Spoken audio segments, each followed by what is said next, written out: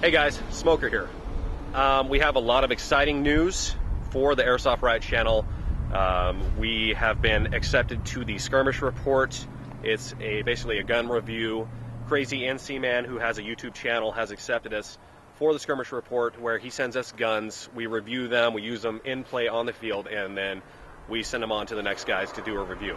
Just want to take some time to thank him for giving us this opportunity.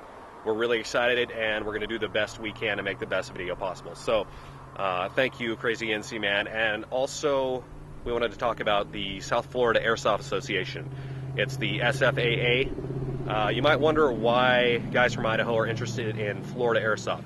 The reason is because we basically just agree with their ideals. They have charity fundraising events, they basically, are trying to grow the sport, and that's something we agree with. So we definitely want to mention them in this video. If you have any questions about it, just go to South Florida Airsoft Association, and those of you in South Florida, definitely go check them out. Now, today's show is going to be about my UTG M4 Tactical. We're going to do a quick review, and then we're going to go over and meet up with Apoc, who's part of our team, and he's going to show us how to tie Shemagh and basically give us a history of Shemagh, because I don't think a lot of people know about it. So that's what we're going to be doing today on Airsoft Riot.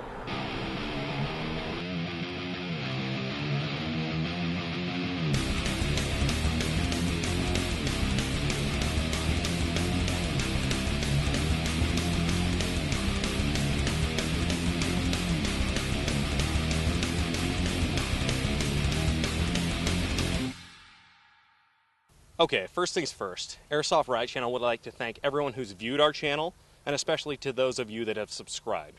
We're going to take this as far as we can, but we can't get there without your support, so thank you.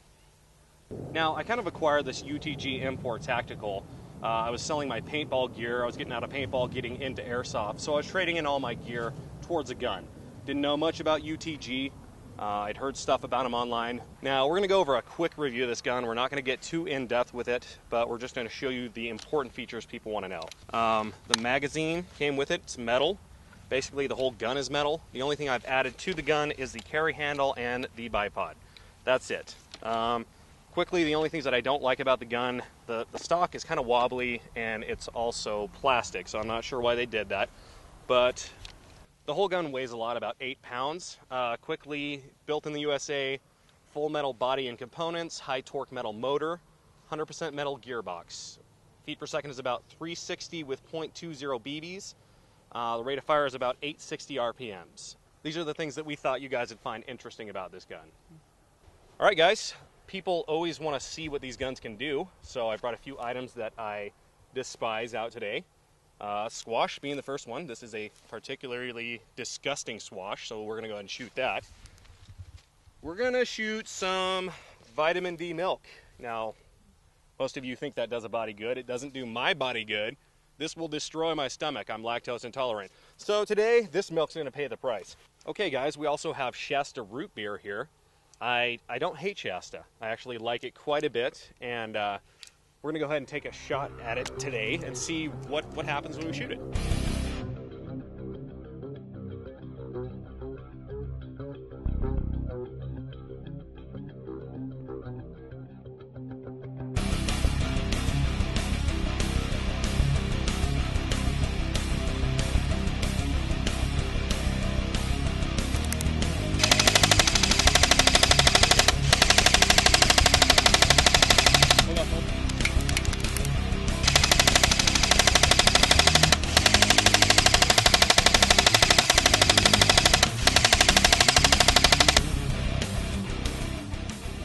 Well, Milk, I couldn't penetrate you.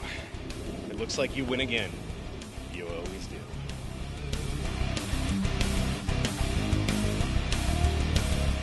Hey, this is Apoc from Blacklist. I'm Quacky from Blacklist. We're going to give you a little bit of information on some Shemaghs, aka a Khalifa. Originally out of the Middle East, as most people would imagine. Based out of Israel, actually, which was a bit of a shocker to me. I figured it was more towards the Iraq, Afghanistan kind of a thing. But it actually comes history-wise out of the Israel region. Reason we wear it is for camouflage, also separates teams apart. But I did a little history, found out some interesting information about these Shemaghs. As most people would guess, the reason they're worn in the Middle East, protect yourself from sun, wind, sand.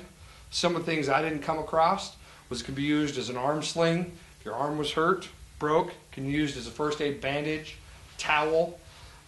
People use them as shade, whether they be by themselves and or tying the corners together to make a larger piece. Can also be used for socks, of all things. If soldiers were to lose their socks or had nothing to cover their feet, they would use them as socks. Towels, so forth.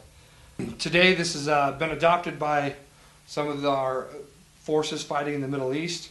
It's used as not only camouflage, but also a little bit of trickery. If this is all the enemy sees, because the rest of your body is hidden, the enemy doesn't know if you're friend and or foe. So this is his life-saving device that is used over there in the Middle East. I'm going to go ahead and show you a few ways to tie this, using it both as a neck wrap, also as a head wrap. This can be used to not only cool the body and keep it in the shade, but also warm the body, keep heat in. So we're going to go ahead and show you a few of the wraps that I've learned, see if you can put them to use in your week-to-week play. One of the first ways I'm going to show you how to do it is via neck wrap. One of the reasons we use this in Airsoft is to protect our neck from BBs. You're going to take the Shemagh and about 2/3 down, maybe just more than 2/3. You're going to go ahead and fold it, kind of get a layered effect. You then put it on. I tend to put the corner angle down almost at an elbow. You're going to pull any excess that you can to almost make it to where it's more of a rope style. Wrap it round once. You're going to tuck it in. The back one, you're going to wrap around once. You're going to tuck it in. Alright, this next one here I'm going to show you can also, after being a head wrap, can also be turned into a neck wrap. We'll show you that kind of right after the end. You're going to go ahead and make a triangle with your Shemagh.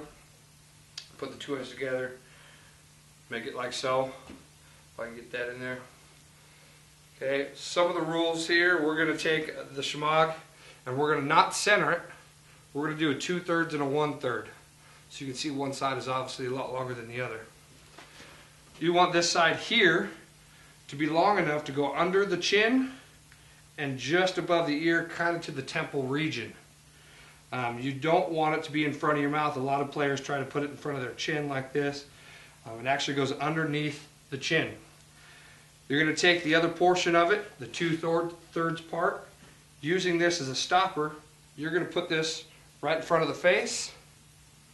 You're going to continue to wrap around the back side of the neck, and you're going to tie it right above the left side of your ear.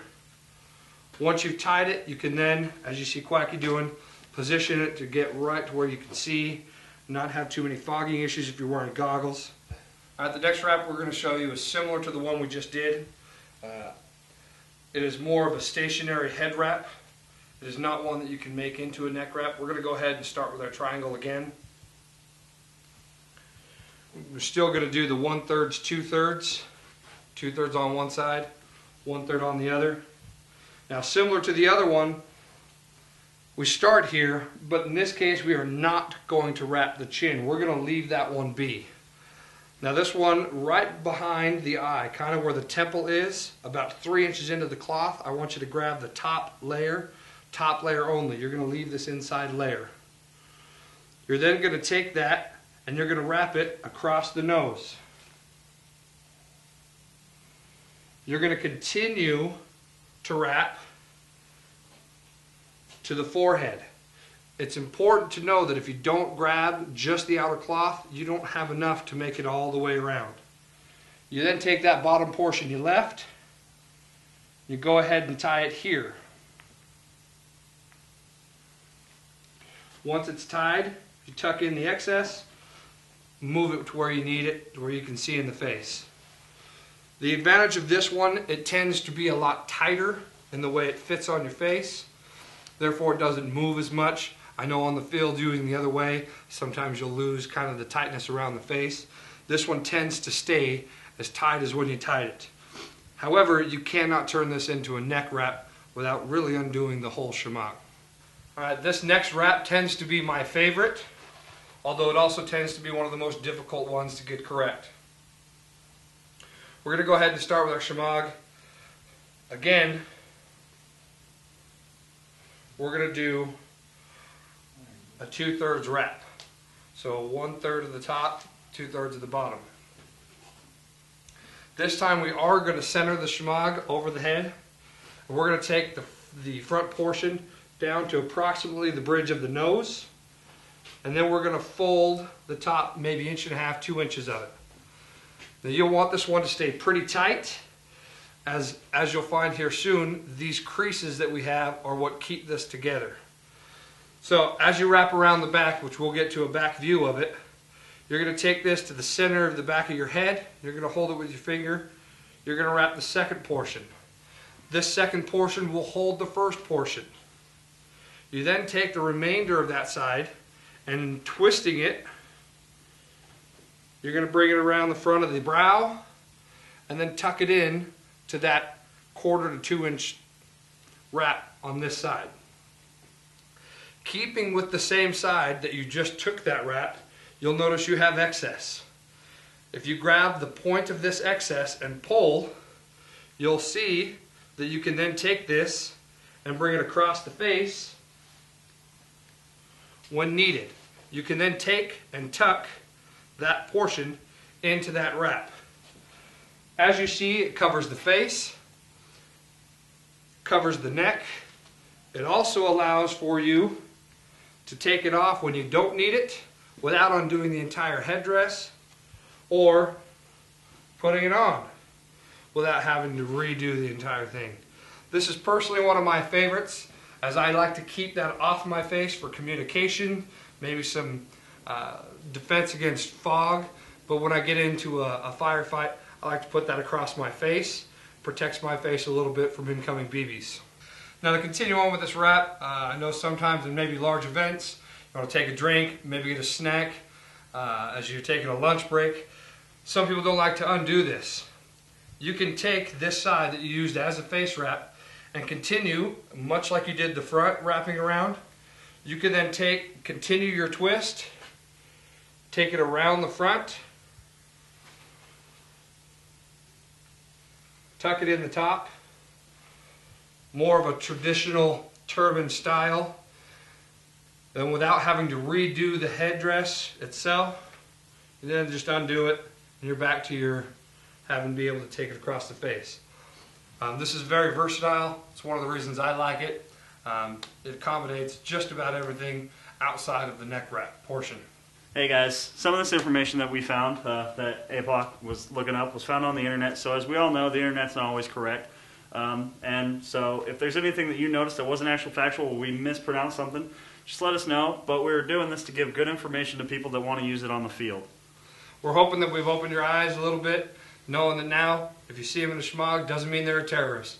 As we've told you, some of our special forces and enlisted men use this as a life-saving tool, helps them get by on their day-to-day, get home to their families. We support our troops. God bless. Have a good time slinging BBs.